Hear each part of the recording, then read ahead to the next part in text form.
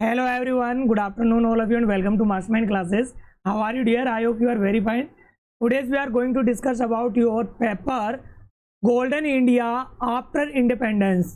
यानी आज़ादी के बाद का स्वर्णिम भारत। ये टोटल जो पेपर है आप लोगों को मैं सोल आउट करके देने वाला हूँ, तो एंड तक बने रहना है, वीडियो को बिल्कुल भी स्किप नहीं करना है। तो क्वेश्चन नंबर फर्स्ट आपकी स्क्रीन के सामने है।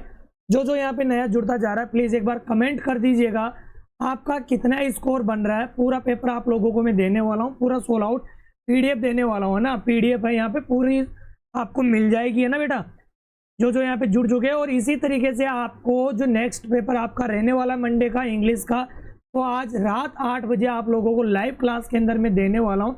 आज 8 बजे लाइव क्लास में जुड़ जाना, ठीक है।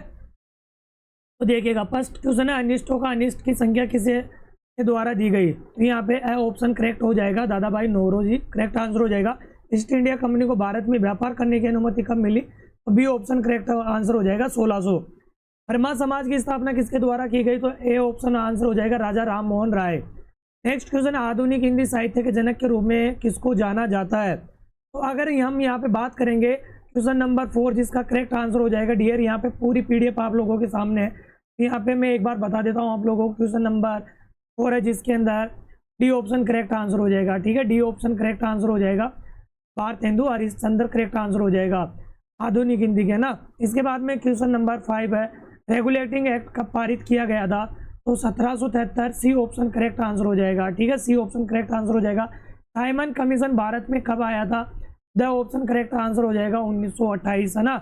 1928 करेक्ट आंसर हो जाएगा। जो जुड़ते जा रहे प्लीज़ आप लोगों से रिक्वेस्ट है वीडियो को ज़्यादा से ज़्यादा शेयर करना है। चैनल पे नए हो चैनल को सब्सक्राइब जरूर कर लीजिएगा। इसी तरीके से आपको हर पेपर का सॉल्यूशन और प्रैक्टिस सेट दिया जाएगा।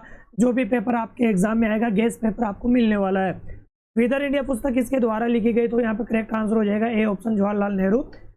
आगे क्वेश्चन की बात करें, बलवंत राय मेहता समिति की सिफारिश पर किस व्यवस्था को स्थापित किया गया। देखो यहाँ पे करेक्ट आंसर हो जाएगा बी ऑप्शन पंचायती राज। पंचायती राज करेक्ट आंसर हो जाएगा, ठीक है। पंचायती राज करेक्ट आंसर हो जाएगा क्वेश्चन नंबर 8 के अंदर। आगे क्वेश्चन नंबर 9 है, राष्ट्रीय धातुक्रम प्रयोगशाला की स्थापना कहाँ हुई, तो Jamshedpur. D option correct answer हो जाएगा। गांधी सागर बांध किस राज्य में स्थित है, तो वो मध्य प्रदेश करेक्ट आंसर हो जाएगा। यहाँ तक सभी के करेक्ट आंसर होंगे dear.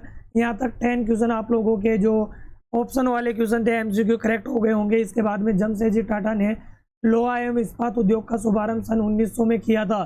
Fill in the blank है आपको ना, तो इनके आंसर देख लीजिएगा बेटा फटाफट से। लाइक शेयर करते रहेगा बेटा, लाइक शेयर करते रहेगा, कंजूसी बिल्कुल भी नहीं करना है। तो यहाँ पे 1907 करेक्ट आंसर हो जाएगा। ब्रिटिश भारत में बंगाल के पहले गवर्नर जनरल कौन थे, वॉरेन हेस्टिंग्स करेक्ट आंसर हो जाएगा।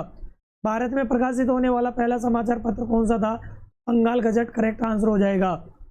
महात्मा गांधी किस वर्ष भारत लौटे थे, तो 1915 करेक्ट आंसर हो जाएगा। भारत छोड़ो आंदोलन किस वर्ष शुरू हुआ, 1942 करेक्ट आंसर हो जाएगा। सविनय अवज्ञा आंदोलन किस वर्ष में शुरू हुआ था, 1930 करेक्ट आंसर हो जाएगा। तो भारतीय अंतरिक्ष कार्यक्रम का जनक कहा जाता है, तो विक्रम साराभाई को भारतीय अंतरिक्ष का जनक कहा जाता है। ईस्ट इंडिया कंपनी ने भारत में अपना पहला कारखाना स्थापित किया, तो सूरत के अंदर स्थापित किया था इन्होंने। इलाहाबाद संधि कब संपन्न हुई, 1765 के अंदर इलाहाबाद संधि हुई थी, ठीक है। यहाँ तक कंप्लीट है, यहाँ तक कंप्लीट। आगे बात करते हैं, आगे प्लासी का युद्ध कब लड़ा गया था, तो 1757, ये करेक्ट आंसर हो जाएगा।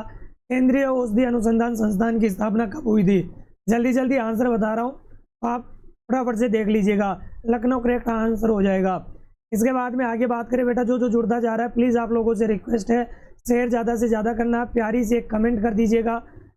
जो यहाँ पे गोलू मोलू जुड़ रखे हैं, ठीक है। पिट्स इंडिया का एक्ट कब पारित हुआ था, तो यहाँ पे 1784 करेक्ट आंसर हो जाएगा। सहायक गठबंधन किसके द्वारा तैयार किया गया था, लॉर्ड वेलेस्ली करेक्ट आंसर हो जाएगा।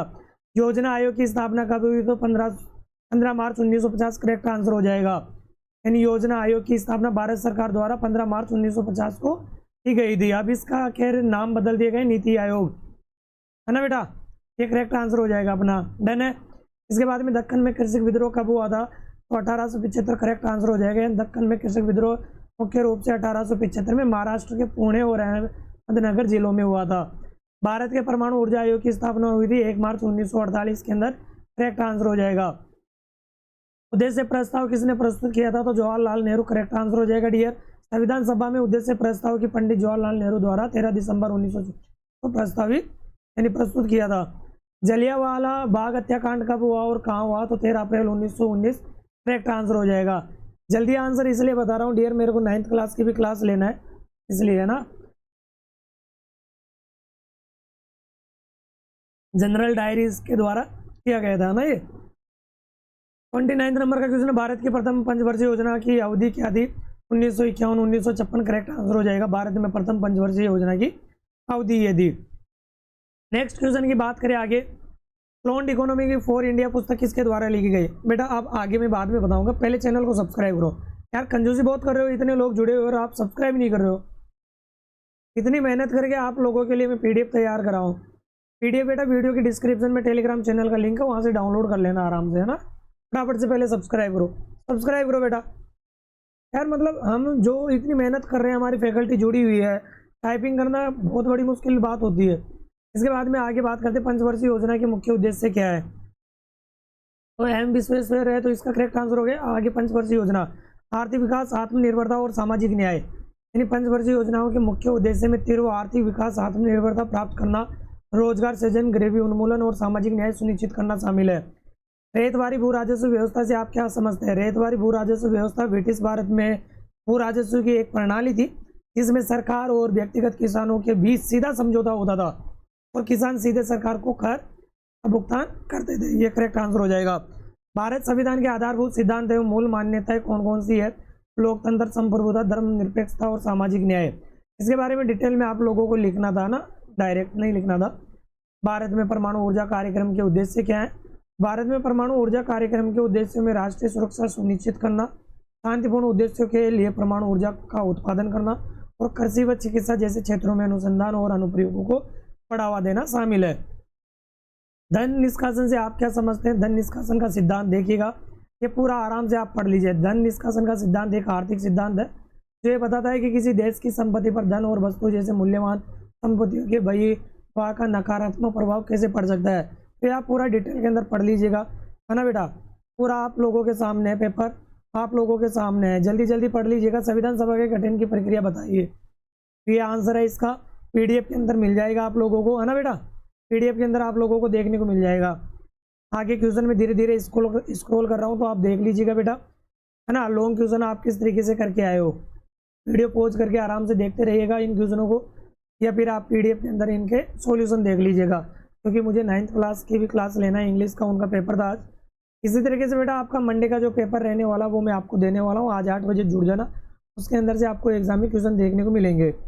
आगे बात समझ में अच्छे से? कोई समस्या तकलीफ किसी को बेटा? कितना क्या स्कोर बन रहा है ये बता दीजिएगा मेरे को। मेरे लाल, मेरे पीले, मेरे रसगुल्ले फटाफट से बता दीजिएगा। ये आप लोगों का पेपर था जो मैंने आपको सोल्व आउट करके दिया है। पूरा पेपर है ना, पूरा पेपर आप लोगों को मैंने दे दिया है। ठीक है बेटा, पीडीएफ आप ले लेना, टेलीग्राम चैनल के ऊपर देखने को मिल जाएगी, वहाँ से डाउनलोड कर लेना। ओके बेटा, चलो आगे मिलते हैं नेक्स्ट वीडियो में इंग्लिश वाले पेपर के अंदर। इंग्लिश वाले पेपर की तैयारी करना आप लोगों को अच्छे से। ओके बेटा, ठीक है। ओके, एक प्यारी सी कमेंट जरूर कर दीजिएगा बेटा, जल्दी से प्यारी सी एक कमेंट करो, जल्दी जल्दी जल्दी जल्दी से कमेंट कर दीजिएगा। कंजूसी बिल्कुल नहीं करना है, कंजूसी बिल्कुल नहीं करना है।